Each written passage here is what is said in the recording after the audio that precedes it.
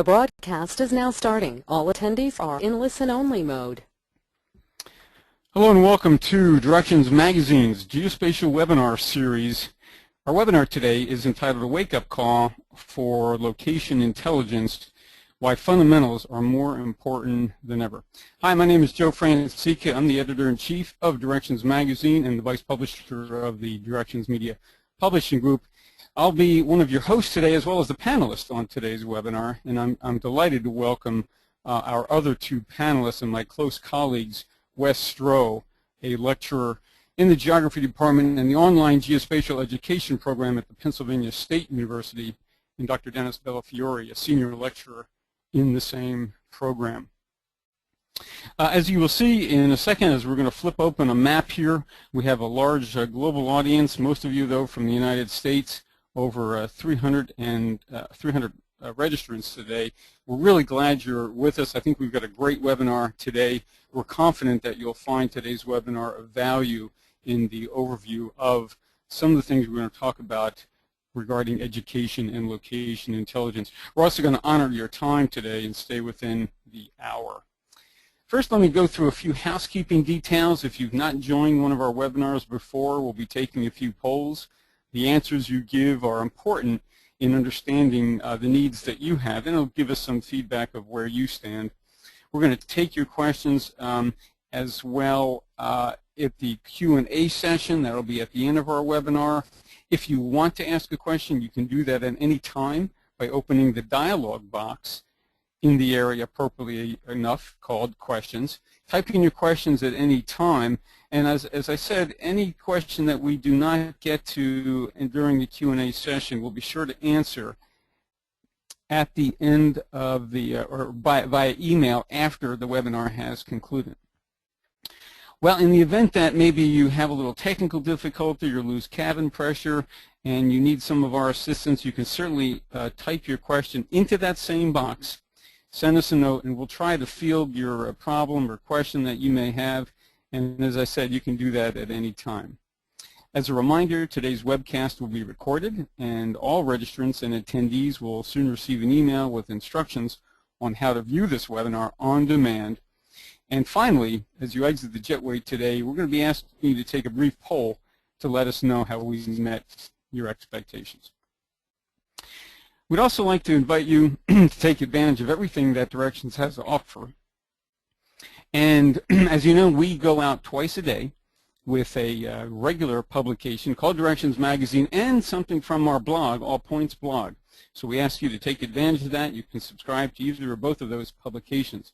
And a reminder, our Location Intelligence Conference 2012 will be held in Washington, D.C., May 23rd and 22nd and 23rd. And as a reminder, this is going to be held in conjunction with the Oracle Spatial Users Conference. If you are an Oracle Spatial user, this is the place where you need to be come May.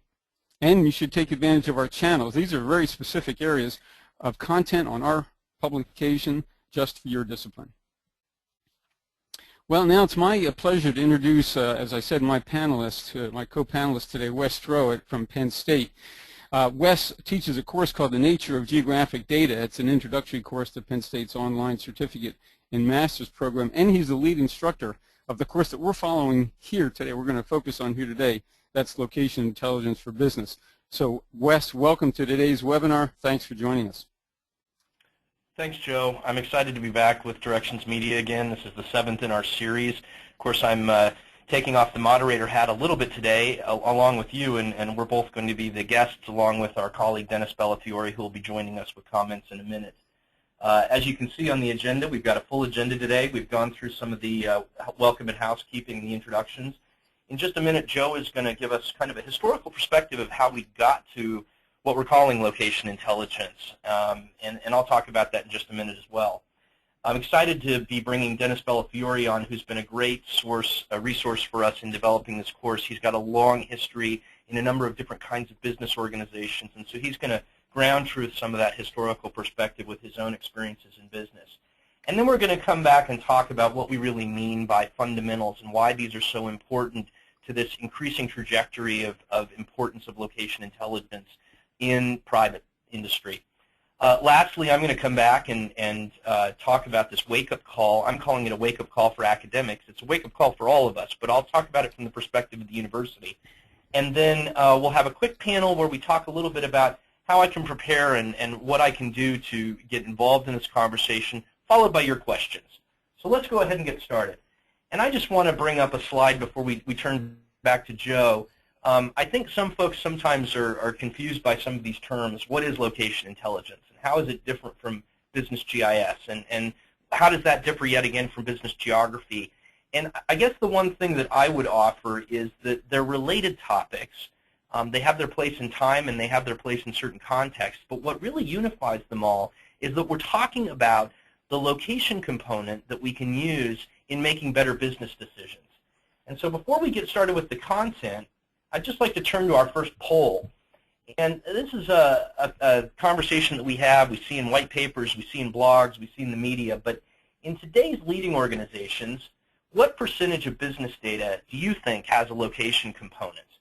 And so do you think it's a very little, around 35%, around 50%, perhaps as high as 85%, or maybe nearly all? So we'll go ahead and give you just a minute to consider that question. How much do you think location permeates business data?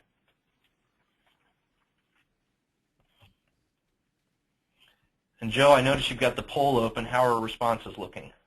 Yeah, we're looking good here. We're about at 70%, and if everybody would just kind of register their opinion on this, we banner around these numbers quite frequently, but it's always good to get a measure of what everybody else thinks. So we do appreciate your input.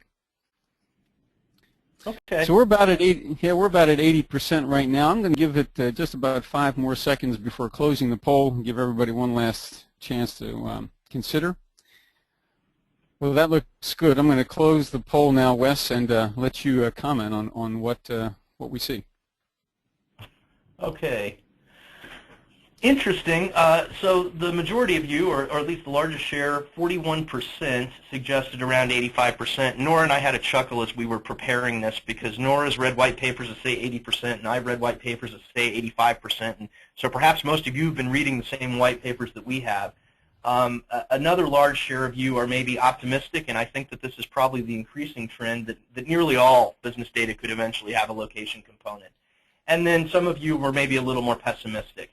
Well, hopefully as we work our way through the call today and through the material we've got for you, we'll find that you find a real value in understanding the location component for business. So bringing us back to Joe Francica, I'd like to turn this over to Joe so you can provide us a little bit of a historical perspective. And I think it's great that you're doing this, having worked in the industry, having worked for one of the major software providers, and now working as a journalist in our field. Take it away. Thanks, Wes. So I really do want to give everyone a kind of a sense of the origin of how geography is used in business and how the evolution of how others worked and kind of process this information starting way back in the 30s and coming up into the present day of what we see being used in retail and real estate and some of the other industries. So, starting back in the 30s, the models that were described, how people travel to certain retail establishments, was primarily based on proximity. We saw some of these theoretical models being developed. Riley had a model out. Some of it was sometimes termed the gravity model. But it began kind of the process of what we view today in terms of the theoretical nature. The visualization component was primarily hand-drawn maps. Fast forward a little bit to the 60s, where some of the more practical models were in use that was actually using data that described human behavior. You know, why were people attracted to a certain store? Was it the selection of products? Was it the ease of use to the store? Was it the number of parking spaces? Was it the friendly service? Many of these components, many of these data types could be described as attractiveness. This is what the Huff model was trying to do. And some of those variables that were used as inputs to the model were spatial and some were aspatial. The resulting visualization process, again going back to the 60s and 70s, began to see the early digital maps. Now again, what we saw in the 80s and 90s was the advent of desktop mapping, and that not only provided the visualization capabilities, but it included census data and the ways to ask spatial queries to get answers to some of the most basic questions of where. So that's kind of where we've come from. coupled with that advent of desktop mapping, the kind of the mainstream business media took notice of what was going on. Here's an article from January 1992 in Forbes. The writer called it geographics. But what was being sensed here was that some of the site selection information was very highly competitive for some major establishments, and the data became much more available, reaching hundreds of variables, mainly due to some of the census demographics. So, you know, we could look at many spreadsheets of maps, or we could many spreadsheets, or we could look at one map. Here's another article from Fortune magazine a year later, talking about the use of spreadsheets. But now the technology lets you display and analyze data on computerized maps, becoming one of the hottest information tools in the business landscape. So again, the mainstream media was really taking notice of this. And then fast forward a few more years, I penned an article in Business Geographics magazine saying how now we're in, you know, this is now becoming mainstream. The IT managers, the CIOs of corporation were really taking note, and actually were challenged by how to manage both the software and the data that was becoming available.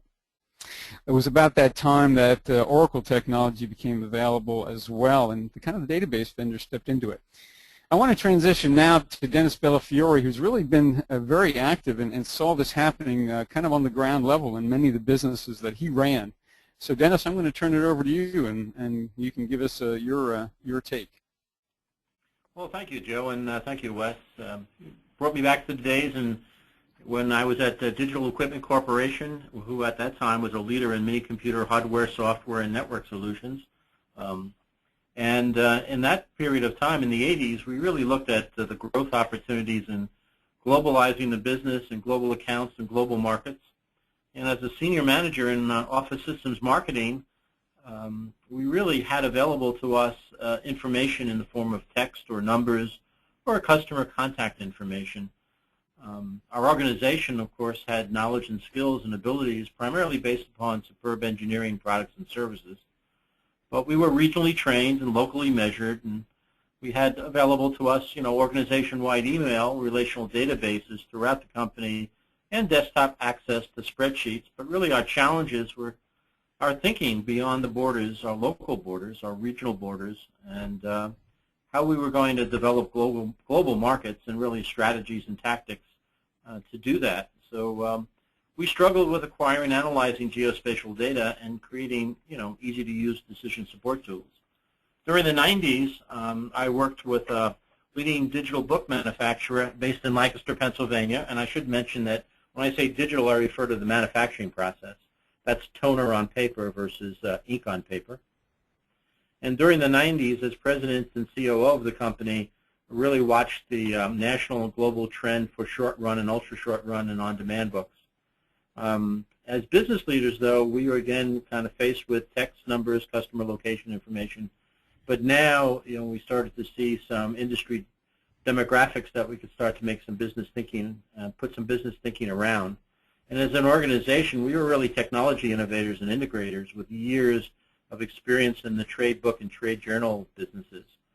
But organization-wide, you know, again, we had, you know, email, relational databases, spreadsheets, and very basic mapping tools. So our challenges were really to develop the management thinking around the importance of location in terms of production and delivery, and how we would adapt location-based production and delivery thinking and management practices. In the 2000s, I worked with Keystone Research Center in Pennsylvania. It's a Pennsylvania-based think tank, and the growth opportunity was really to do economic and community development policy analysis. And as a researcher and operations manager for the organization, we had access to data in the form, again, of text, numbers, now state, and local, and regional demographics, and economic and development actual locations, geographic locations.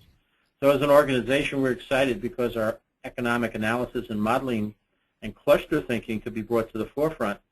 And we were able to access information either through the web or through our desktops, and had text, spreadsheet statistics, and GIS tools now available.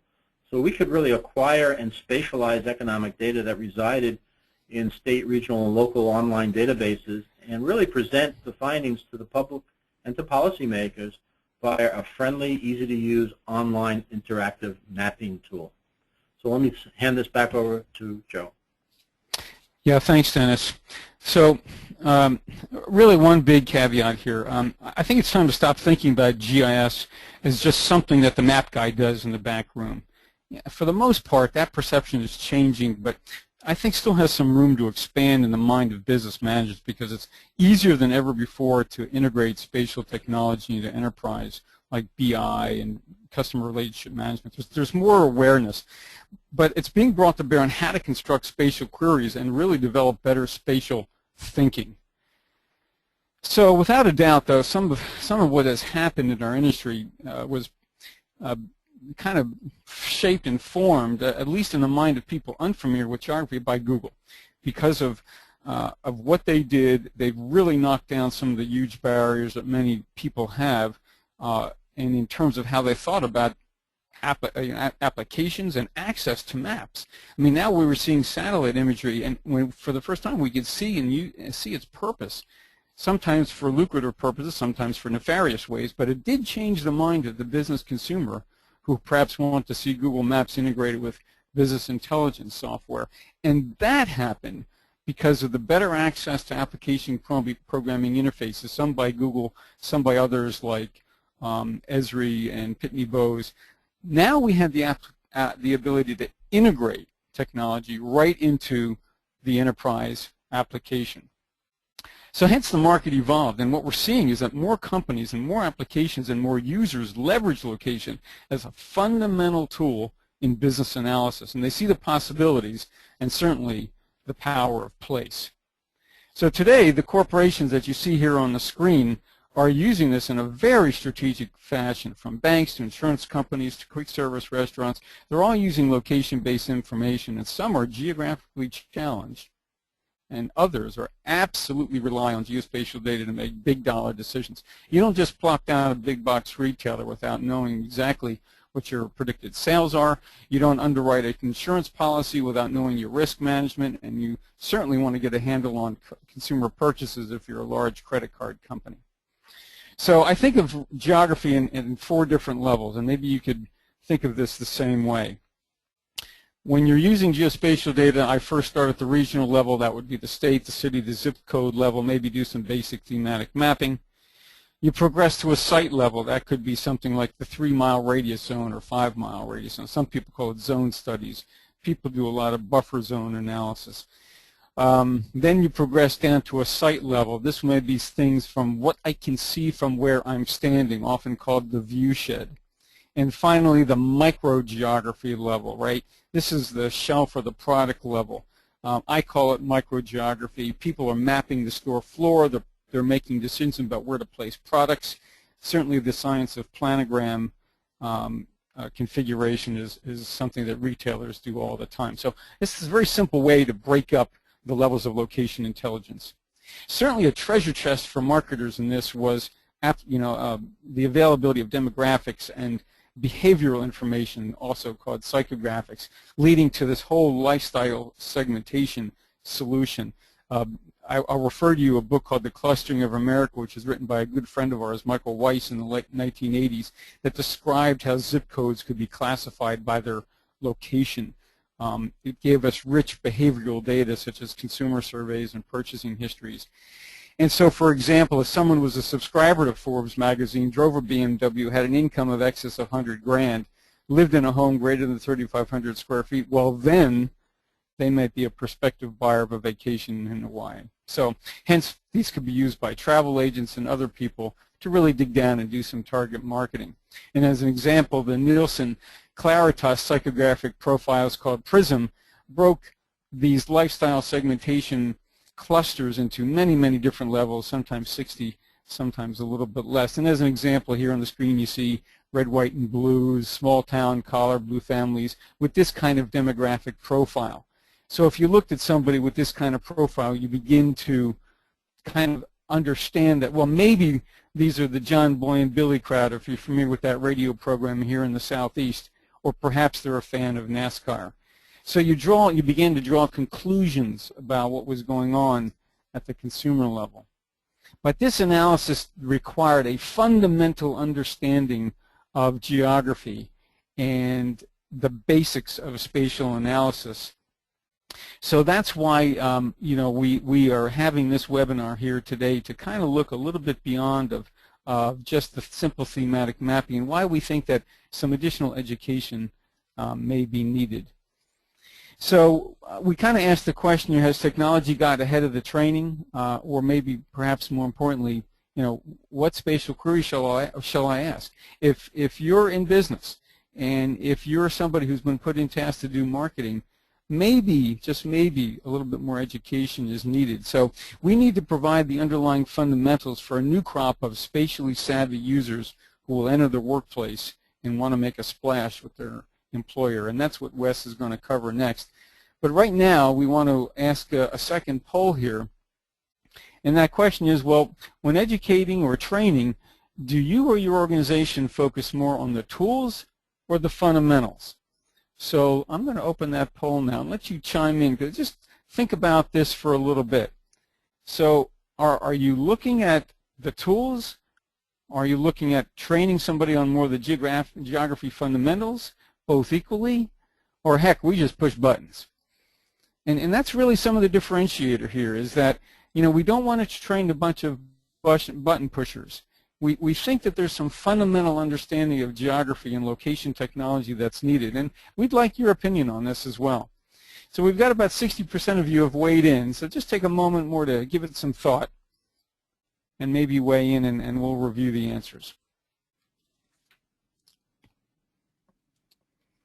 Well, that's good. Looks like we've got most of you have voted. We've got the answers coming in. Just take a few more seconds to weigh in on this. We've got a great crowd of folks here today. We really appreciate you being here. Okay, fantastic. Thanks. We appreciate you voting. I'm going to close the poll now, and I'm going to share the results with you all. It looks like the majority of you are looking at both equally, and I think that's a good thing. That, you know, you're taking it. You know, you want to look at both the fundamentals. Some of you are more focused on tools. I'm glad not a lot of you are just button pushers.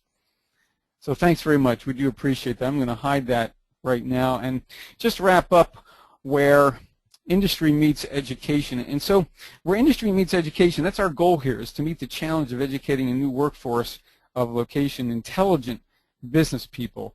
And so from here, I'm going to hand it back over to Wes. Wes, glad to have you back. Thanks, Joe. And, you know, as I mentioned at our outset today, I think that this isn't only a wake-up call for industry, but it's a wake-up call for academics, too.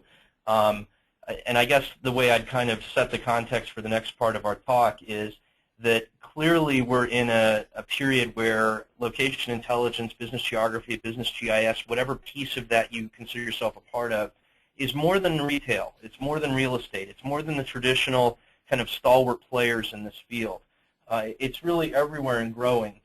And as you just alluded in our last poll, it's more than just a tool. By that, I don't mean to dismiss that we need to have a technical understanding of the really, really rich, robust tools we have out there, the complexity of the databases in which we're gathering our data. But it's equally important to understand the context in which we're making our decisions, to understand the basics of geography that underlie these databases and that these tools were built upon. And I've got a comment here that says some get it and more should and will. And, you know, I think we may be in the same way that we've been in a renaissance for the whole geospatial thinking world for a while now. I think business is finally picking up on this. And the way I know this is I see it even in academic conferences. So, for instance, at the Association of American Geographers Conference a couple weeks ago, the recently formed Business Geography Specialty Group announced that it now has 111 members. And I've joined a group of colleagues who are part of a working committee on the fundamentals of business geography and business curriculum in geography. And I think that really is going to be a great way for us to kind of anchor a place for really foundational thinking in this growing field. One of the things that also caught my attention was the folks at the AAG. There were a lot of folks from Esri at the conference and other folks from industry, all of them talking about where geographers are now working in private industry. And there was a really interesting panel. One of the women was a consultant from Microsoft who had started out as an analyst not with geography in her title, but in some of the work she had been doing in her unit had shown her peers and her superiors the value of geographic thinking. And the next thing she knew, she was working in a department and actually managing a department of 40 geospatial analysts, which ranged everywhere from cartography and the things that we tend to think of as GIS to geopolitical analysis and some of kind of the more contextual thinking that goes on, so that Microsoft, for instance, can think about when they're launching a new product in a different foreign region, what kinds of cultural considerations do they have to make. I think it really underscores the fact that geography is really coming into its own in the business arena. There's a rich tradition of this, although it hasn't played out in very many places. You'll find it at Ryerson in Toronto. You'll find it at SUNY Binghamton. You'll find it at North Texas. You'll find it at Redlands and other places. What I'm trying to say is it's time for the rest of us to pick up the baton. So at Penn State, you know, I work in the online geospatial education program along with Dennis, and our focus is on adult learners, typically continuing ed adult learners. We have a pretty broad student profile, so our students could be certificate students or could be master's students. We've also created this new course, and as you can see in the title, we're calling it Location Intelligence for Business. It's seminar or seminar-like, and I'll get to that in a minute. But as well as welcoming our own students, we've created the course so that one-off students could show up. And by one-off, I mean someone who wants to do some professional development and isn't interested in the rest of our certificate program, or at least not at this point, could come and take the course and have a really low barrier to entry into having the experience. One of the things we really hope will happen in that regard is that we'll get not only folks with GIS and geography backgrounds, but folks from business schools. And having those two audiences working together in the course on the fundamentals will create a really nice cross-pollination of ideas. It's an introductory course to be certain, and that's part of this low barrier to entry. So we focus on broad concepts and themes, but we're certainly going to engage with some technical cases in the course, and we have. And I'll talk in a minute about what we're doing in terms of software and engaging with tools and data. I also want to point out, just as a caution, that word seminar can be a little bit scary to some folks, and especially you're wondering, how can you do a seminar online? Well, it's seminar-like, and by calling it a seminar, what I really mean is that it's rich in discussion and interaction with the topics. You may be wondering how you do that online. Well, we do it in an asynchronous format. I'll show you some interfaces that we use in a minute. In terms of what we consider the fundamentals, well, we have a list of themes and concepts that we draw from, and at the end of the presentation, we'll provide you a URL as well as in the thank you email that'll allow you to link to the course, and you can actually look at what we do. It's open to the public at this point. But we spend the first 5 weeks really focusing on some key concepts, different types of geographies, census geographies, postal geographies, DMAs, all the kinds of things that marketing folks, that retail folks, that real estate folks think about when they do this kind of rich analysis. Demographic and psychographic characteristics, as Joe just alluded to. What's the difference between the census and the ACS? How does segmentation work? What's the difference between different versions of segmentation? How is Prism different than Tapestry? Which is the best for me to use? And then we spend a few weeks kind of building on that foundational thinking as we do some elementary activities in market research and site selection. And I'm pleased to say we've even included a site survey field trip where students actually go out to a site survey in a local store in their own community and then report back their findings to their fellow students. Following that, we continue with some more maybe advanced topics or some not so typical topics. Joe mentions risk and crisis management and assessment, and we certainly think about how some of these technologies are being turned to that. Another obvious example, transportation and logistics, or community and economic development. So you can see we've really tried to create a broad swath of all of the possible concepts that location intelligence touches. In terms of the tools and the data, well, we want to keep this fairly software agnostic. Again, this barrier to entry issue. We want anyone to be able to take the course. So we start with really simple tools like the Census American Fact Finder. Students build a reference map based on their neighborhood, based on their region, and then we have discussion about what those concepts mean. What does a census tract really represent? What does a block group really represent? What does an economic place really represent in terms of how we can pull data from the census, the ACS, the economic census, county business patterns, whatever data we choose to use. We've chosen to go with the Esri Business Analyst Online because they've created an offer we really couldn't refuse last summer. we finally, and Esri's been working on this for a while, have access to the richest of their data sets through their Standard Plus subscription. And so I can provide the students online access to things like tapestry segments, market potential indices, the directory of major shopping malls, all kinds of really rich data sets that otherwise would have maybe cost a student $20,000 a seat just to have access to. So with this educational license, we can do a lot of really amazing things. We chose Viamente Route Planner because it's a free source and we liked it. It was simple to use. So we allow students to have some experience in routing and logistics with a really simple tool. Again, remember, we're not trying to train students in how to be experts in the software. We're training them on fundamental concepts. This is the first pass through much of this. Hopefully later courses would engage with more advanced topics, and we do have some of those on the long-term planning books. You might be wondering how we do this online if you've never taken an online course. Well, there's an online course text. It's really a website, and if you can imagine your textbook getting converted to a website and flipping through pages, and then occasionally having the opportunity to just link directly out to key sources to read, or to a video, or to a business blog, or something like that, that's really the core home for the course. In addition to that, I've got video lectures and demos built in. When I want students to create their own polygon in Business Analyst Online, I actually demonstrate how to do that. So we make it pretty facile so the students aren't spending a lot of time with the mechanics of the course or the tool, but rather getting deep into the concepts rather quickly.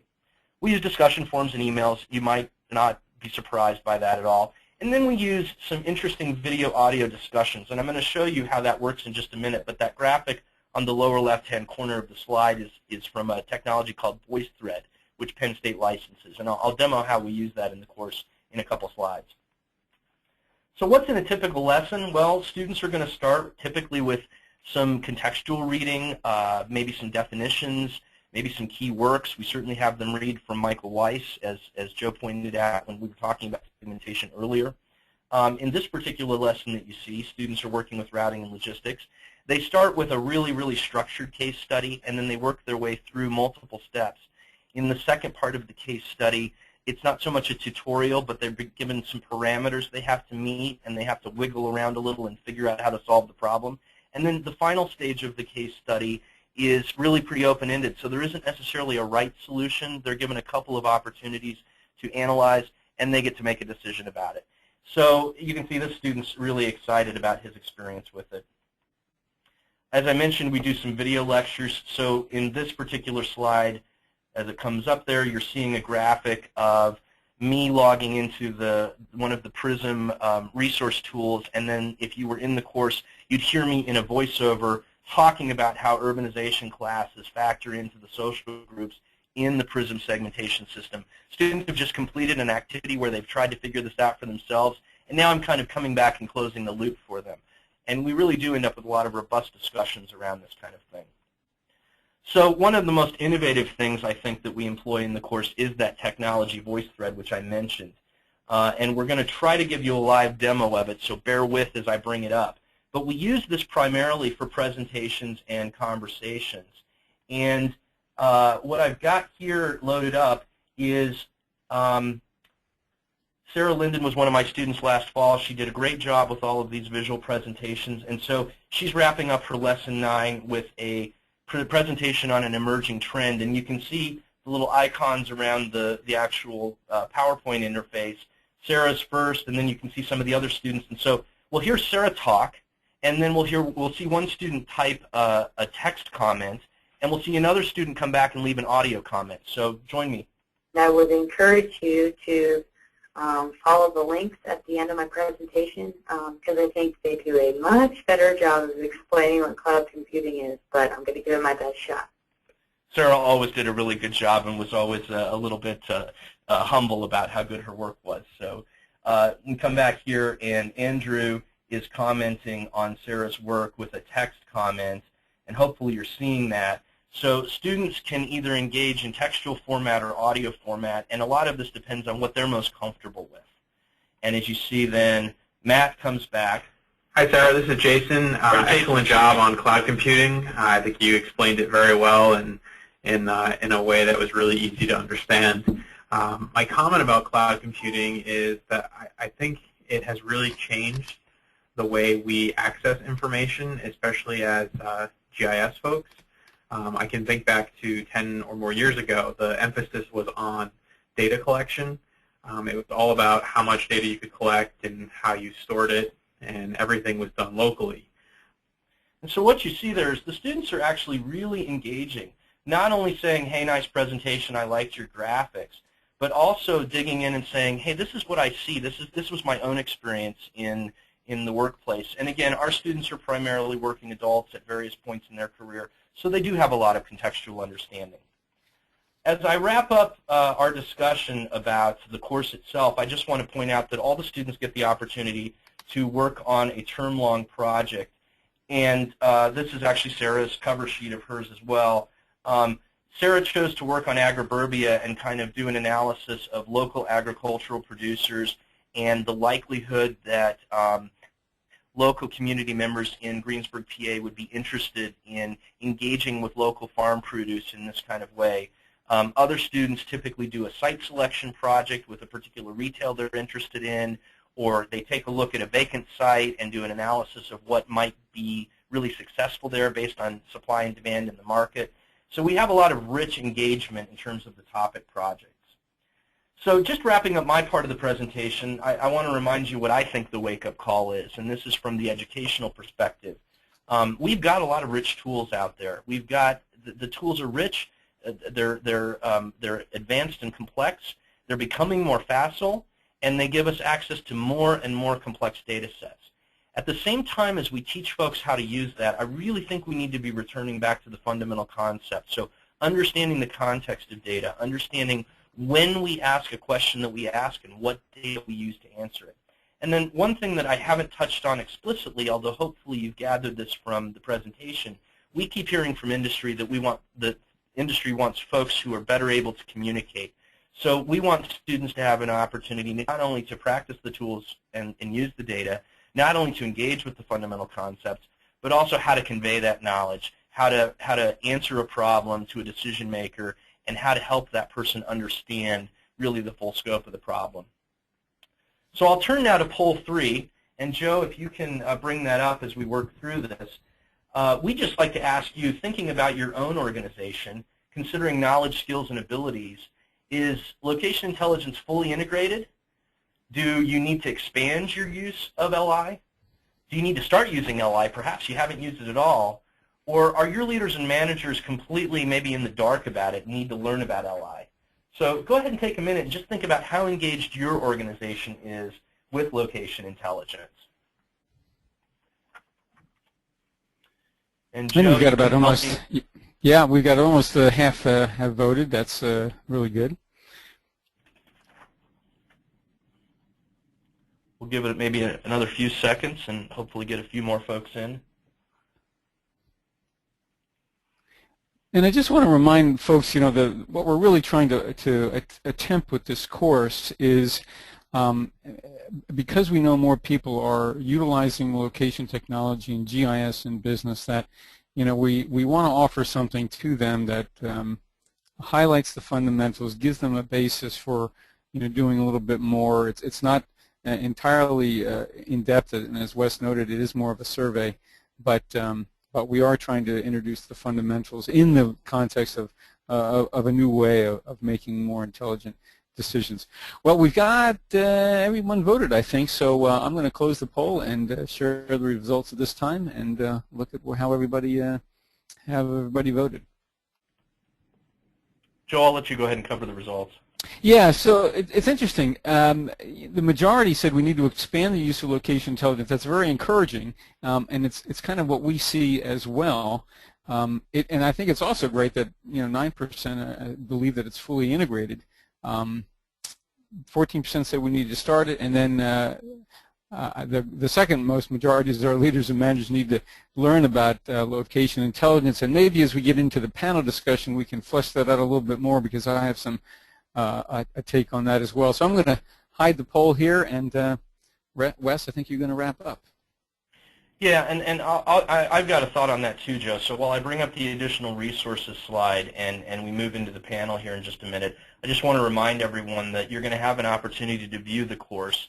It's the first iteration of the course that's publicly out there on the web. I am editing it and changing it with Dennis and Joe's advice and consent from time to time. So we expect this to be a moving conversation as we kind of sort out what is important in this realm.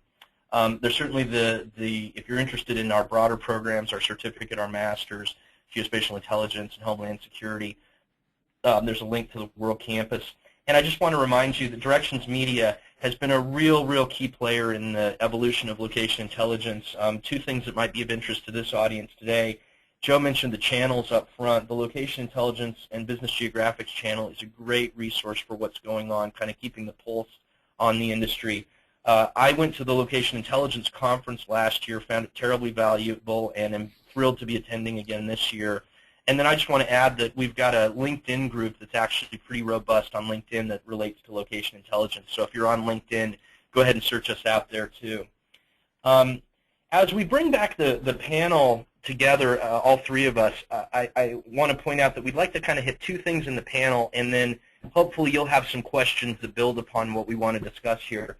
The two things we think you should think about are, what might I get out of a course like this, and and where are the jobs? And Joe, I know you've got something to say, but before I turn to you, I had just a complete ground truthing of all of what we've been saying last night when Anthony and I were late here in the office, and Anthony received a call to the main phone line and answered it, and it was an individual from a private marketing firm who was frantically calling for help on how to create a geodatabase that contained the entire expanse of the United States Tiger Line system. And of course, we know that's gone through a lot of changes over the last 10 years as it moved from flat ASCII files to a relational database in Oracle Spatial, and we can now export shape files, and there have been a lot of changes in that. But his boss was basically saying, if you can't get this done immediately, we're going to fire you.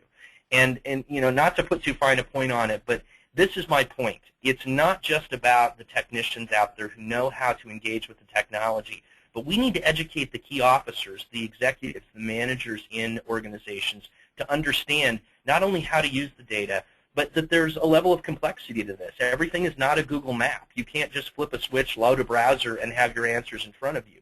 Most of us know that because we're out in the field learning about this technology or teaching it. And Joe, I think that's a great segue to what you might want to say. Yeah, I was going to comment on the poll a little bit about how our leaders and managers need to learn about LI. It's probably not quite reached the level of the people that need to. I believe that because of some of the tools that are out there,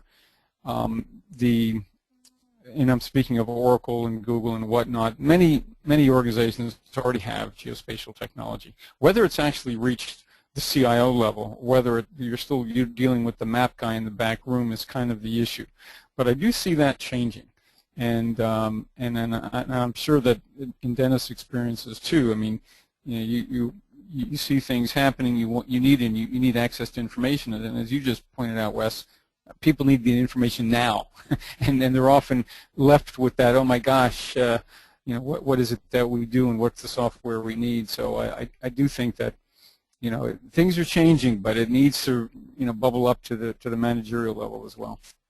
Well, and while Dennis is postulating on his answer, the one thing I'll add and remind folks, and those of us that are geographers at heart know this, I think a lot of folks in GIS aren't necessarily dyed-in-the-wool geographers, although you know this as well. Geography doesn't exist in K-12 education in the U.S. like it does in many other countries, the UK, Europe, Australia. And so I think a lot of folks grow up without any real sense of geospatial thinking until we arrive either in undergraduate or graduate level education or even our first career. And so it becomes a proposition that we almost have to catch people up in terms of not everybody's been exposed to this kind of thinking. Dennis, what are your thoughts? Well, I think that's spot on. My experience in business, it always takes a while for especially the adoption of new thinking to really filter through the organization.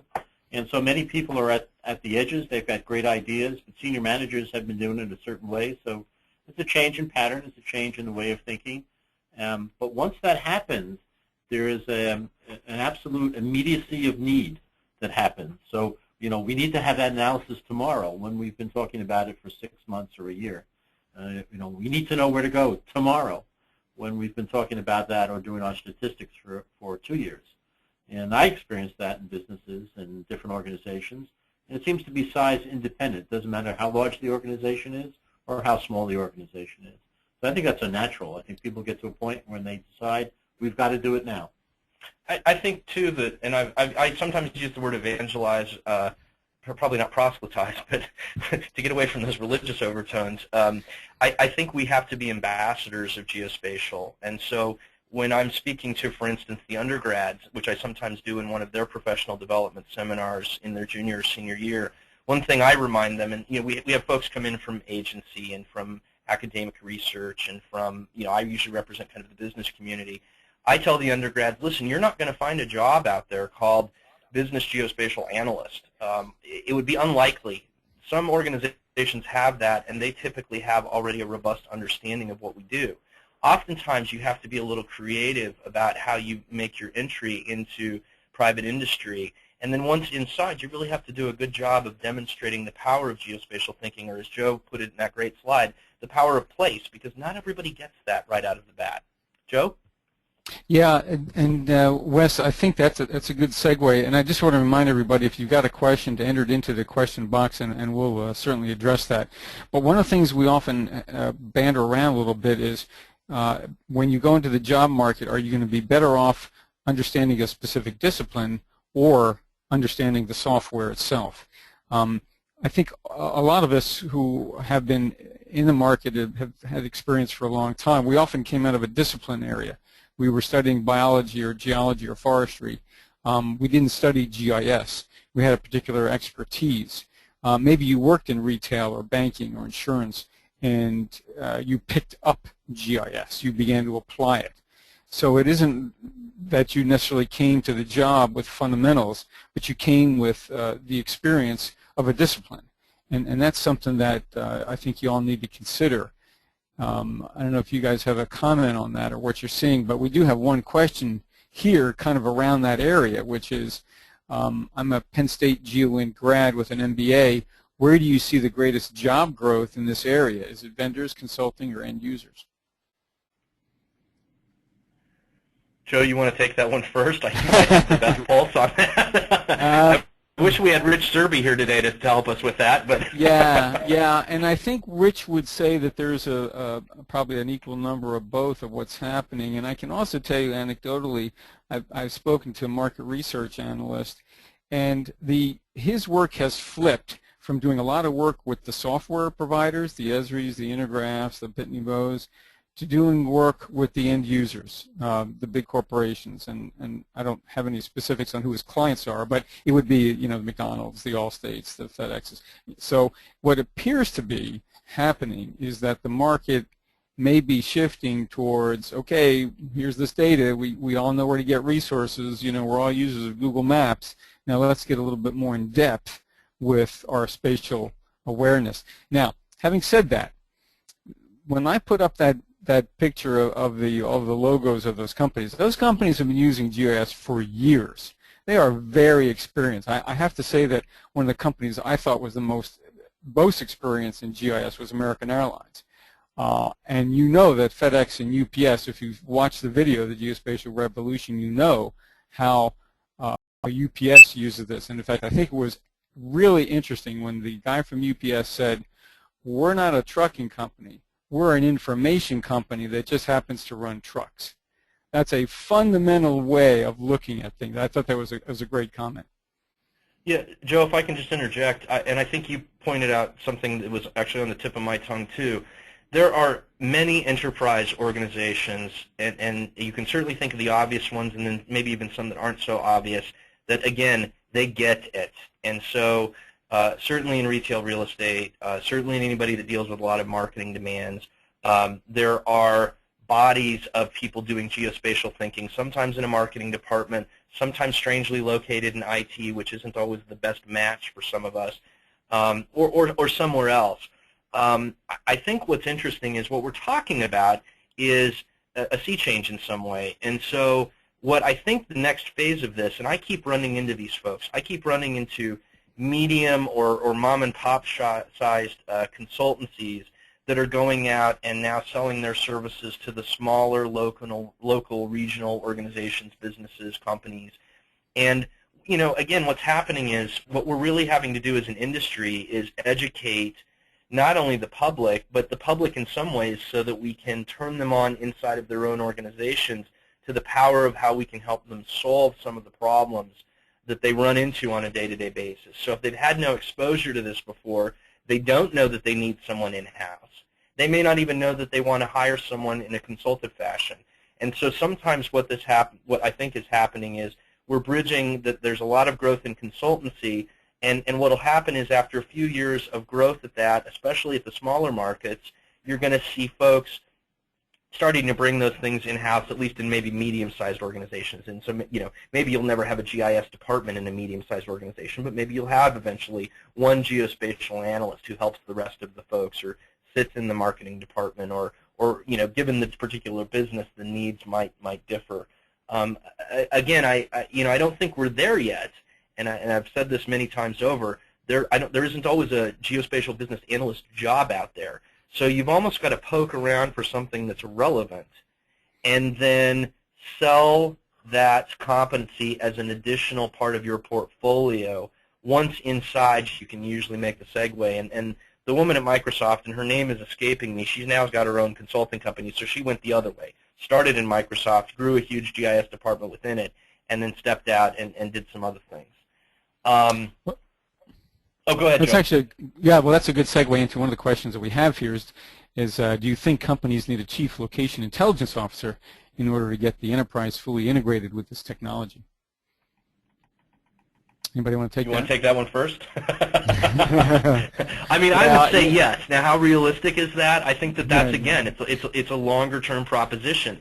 The public, and especially, if you think about how technologies grab on, of course, early adopters are often younger, so perhaps this is something that we're going to mature into as folks who are completely facile with everything from, basic Google Maps to augmented reality on their smartphones will eventually just see this as a key proposition within the organization. And Dennis is waving at me, so I think he's got something to say here. Well, here's a place where size does matter. I mean, it depends upon the size of the organization. With the ubiquitous nature now of many of the tools and technologies, there are new players coming in that are much smaller. I mean, people can do this without a large budget, and they can access the web, start to do some analysis. Some of the databases now are becoming available at a moderate price. So you really have to look at the organization and what really makes the change inside the organization. We look back in years, quality programs had chief quality officers. That was very necessary. We look at knowledge management. There was chief knowledge management officers. And I think it depends upon the size of the organization and the shift you want to make.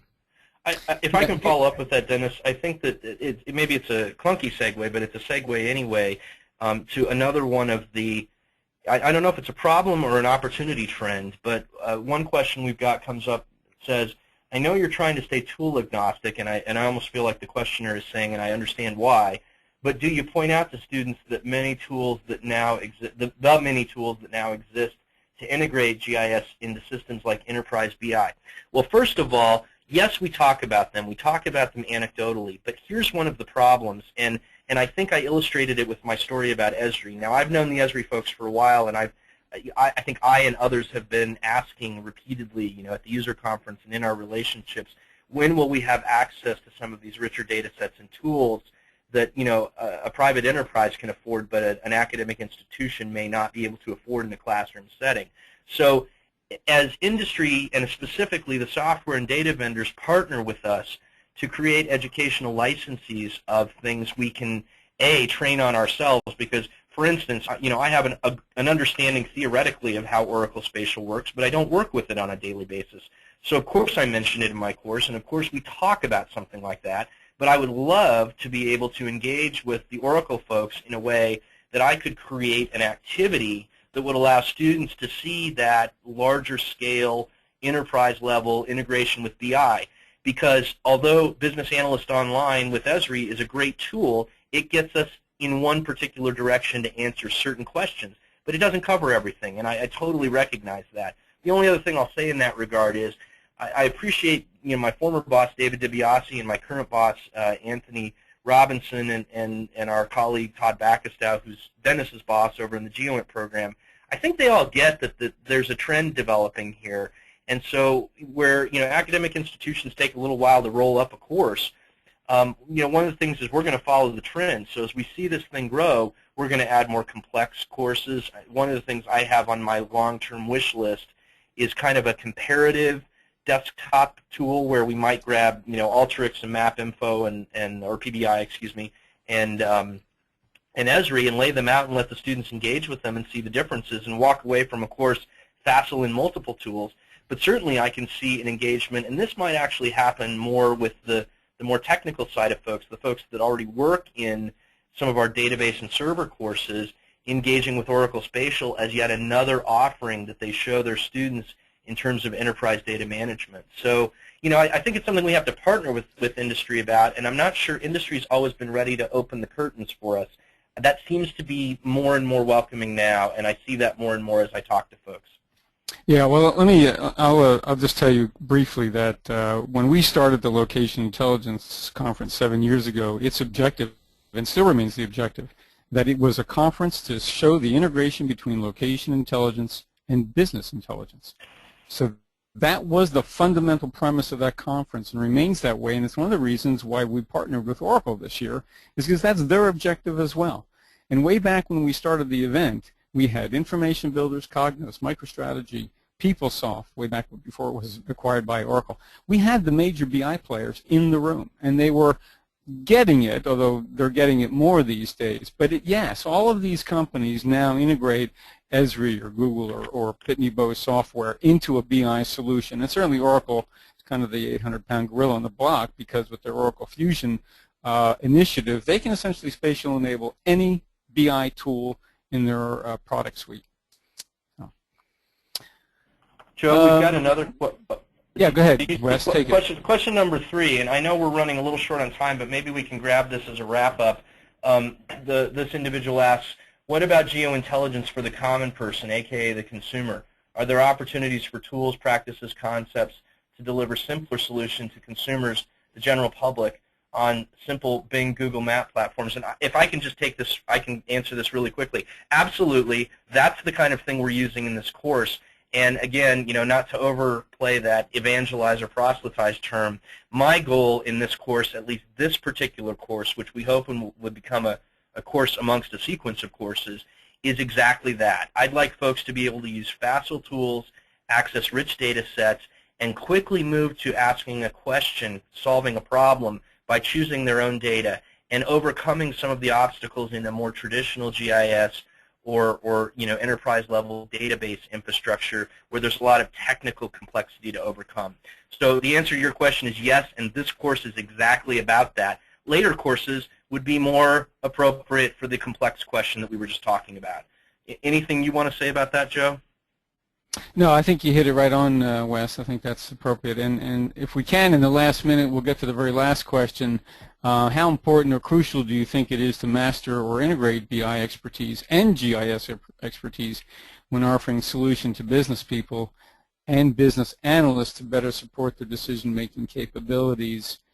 I think, in short, I think it's getting there. I think you do see this integration. You see it in solutions like Pentaho and Tableau software, Salesforce.com, and several of these other BI tools. So it's certainly there already. I think the difference is the degree to which you can truly ask a very complex spatial query. And that may be part of the BI tool set and part of the LI tool set. Well, thanks, Joe. If I can just chime in on one more thing, and I think this is a wrap for the questions that we've actually been able to discuss and the content today. I want to let folks in industry know, and we have a lot of folks in industry on the call today, academics are waking up to this too, so help partner with us. Help us make your tools, your data sets available to our students so we can create an ever-increasing environment. We know you want to expand your markets. We want to expand our students' understanding and training, and this is a joint relationship between academia and institutions, I think, especially in the business environment. So help us do that, and I just want to give Joe the final word, and thanks for a really robust conversation today, everyone. Thank you to you too, Dennis. Thank you. Yeah, thanks, Dennis and Wes. If you can just advance to that last slide, I'll wrap up and say thanks once again to everybody for joining us on another Directions Magazine Geospatial webinar series.